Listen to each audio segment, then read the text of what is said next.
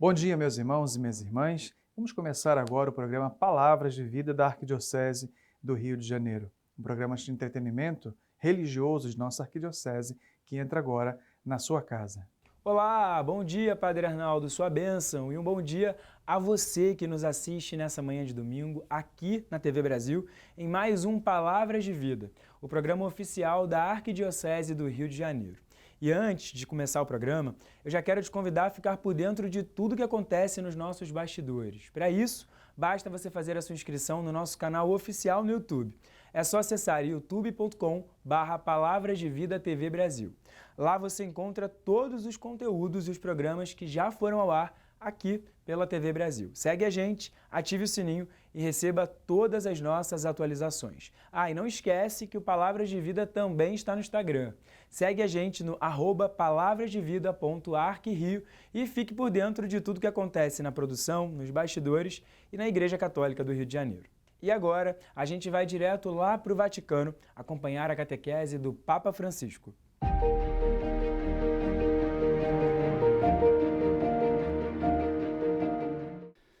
Queridos irmãos e irmãs, bom dia.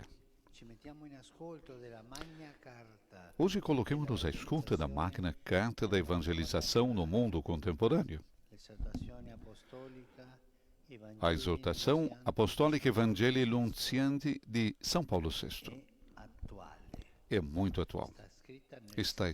Foi escrita em 75, mas é como se fosse escrita ontem. É muito atual. A evangelização é mais do que uma simples transmissão doutrinal e moral. Em primeiro lugar, um testemunho. Não se pode evangelizar sem testemunhar.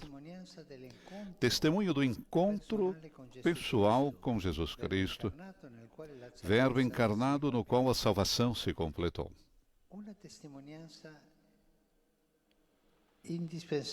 Um testemunho indispensável, porque, antes de mais nada, o mundo precisa de evangelizadores que lhe falem de um Deus que eles conheçam e lhes seja familiar. Não é transmitir uma ideologia ou uma doutrina, entre aspas, sobre Deus. Não. É transmitir Deus que se faz vida em mim. Isso é testemunho.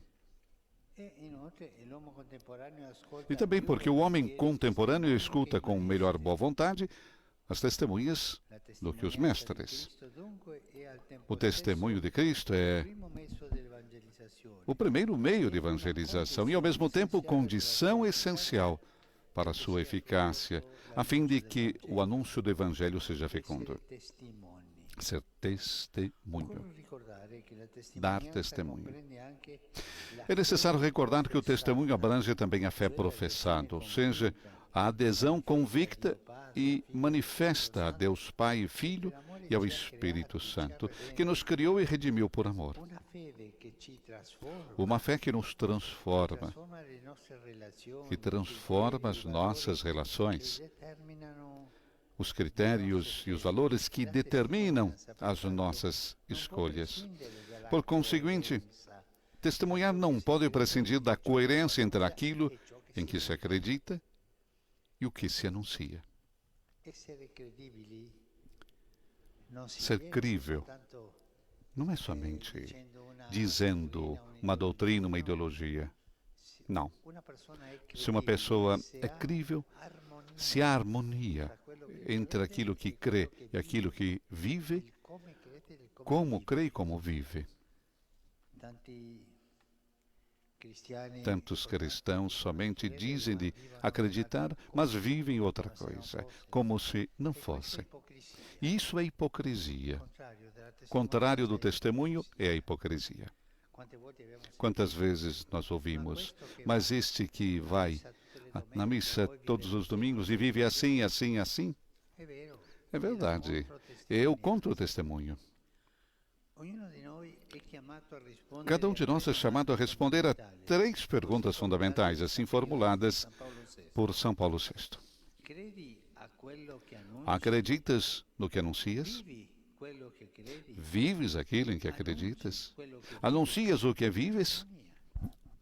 Isso é harmonia. Você vive, você acredita naquilo que anuncia, vive aquilo que acredita e anuncia aquilo que vive. Não podemos contentar-nos com respostas fáceis, pré-definidas.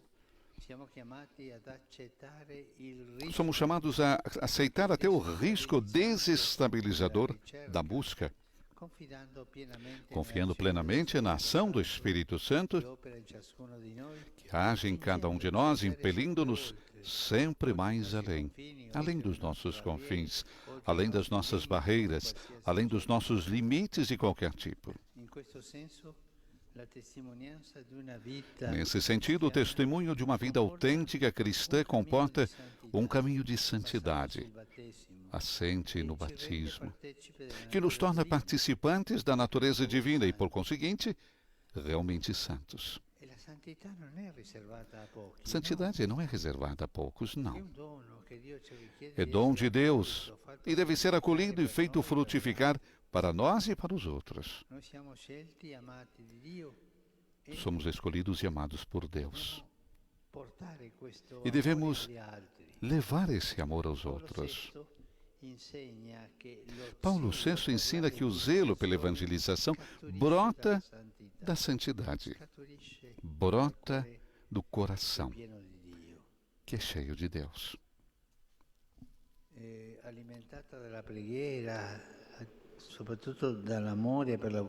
Alimentada pela oração e, sobretudo, pelo amor à Eucaristia, a evangelização, por sua vez, faz crescer em santidade aqueles quantos a levam a cabo.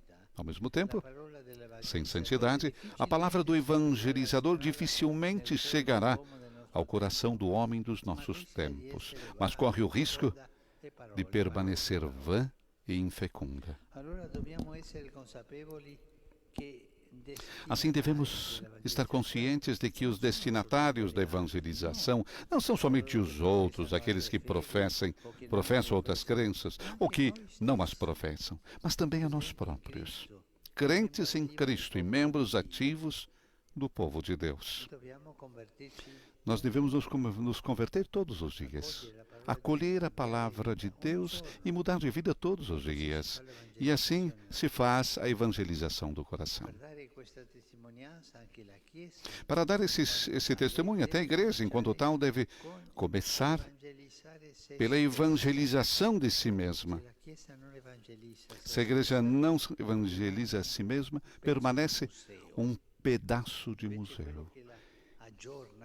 Aquele que atualiza todos os dias é a evangelização de si mesma.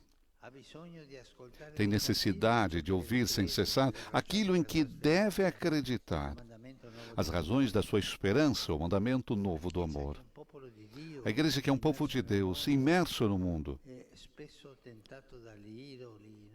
muitas vezes é levada por ídolos, mas tem sempre de sentir-se proclamar as obras de Deus. Ou seja, a igreja tem sempre a necessidade de ser evangelizada. Precisa pegar o Evangelho, rezar, sentir a força do Espírito que vai mudando o coração. Uma igreja que se evangeliza para evangelizar. Uma igreja que se evangeliza para evangelizar é uma igreja que é guiada pelo Espírito Santo e é chamada a percorrer um caminho exigente, um caminho de conversão, de renovação. Isso implica também a capacidade de mudar os modos de compreender e viver a sua presença evangelizadora na história, evitando refugiar-se nos âmbitos protegidos pela lógica do sempre se fez assim. Refúgios que adoecem a igreja. A igreja deve ir à frente, deve crescer continuamente para permanecer jovem. Essa igreja está inteiramente voltada para Deus, portanto, participa no seu desígnio de salvação para a humanidade e, ao mesmo tempo, está totalmente voltada para a humanidade. A igreja é uma igreja que se encontra dialogicamente com o mundo contemporâneo, que tece relações fraternas, que gera espaços de encontro, colocando em ação práticas de hospitalidade, acolhimento, reconhecimento e integração do outro e da alteridade, e que cuida da casa comum que é a criação, isto é, que encontra dialogicamente o mundo contemporâneo, dialoga todos os dias, encontra o Senhor e dialoga com o Senhor, e deixa que o Espírito Santo, que é o protagonista da evangelização. Sem o Espírito Santo, somente poderíamos fazer publicidade da igreja. Nós não evangelizar.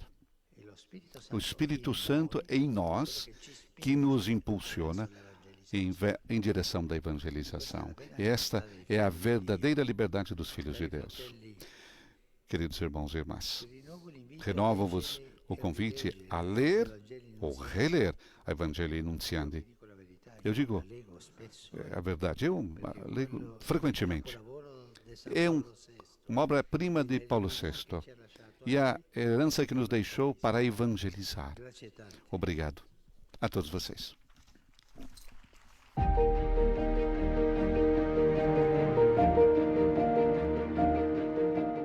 E nós continuamos no Vaticano, agora com notícias internacionais. A nossa correspondente Bianca Fracalvieri traz as últimas informações direto da Praça de São Pedro. É com você, Bianca. Olá, Vinícius. Acabamos de ouvir a catequese do Papa desta semana. E ao final da audiência geral, Francisco recordou ontem a solenidade da Anunciação do Senhor. Nesta mesma data de um ano atrás, houve a consagração da Rússia e da Ucrânia ao Imaculado Coração de Maria. O Papa então convidou todos os fiéis a renovar todo dia 25 de março o ato de consagração a Nossa Senhora para que nos mantenha na unidade e na paz. Já hoje iniciamos a última semana da Quaresma. Na cerimônia penitencial de alguns dias atrás, Francisco exortou ao sacramento da reconciliação, mas se dirigiu de modo especial aos confessores. Io qui mi rivolgo ai miei fratelli confessori oggi. Per favore, fratelli, perdonate tutto, perdonate sempre, senza mettere il dito troppo nelle coscienze. Lasciate che la gente dica le sue cose e voi ricevete quello come Gesù, con la carezza del vostro sguardo, con il silenzio della vostra comprensione.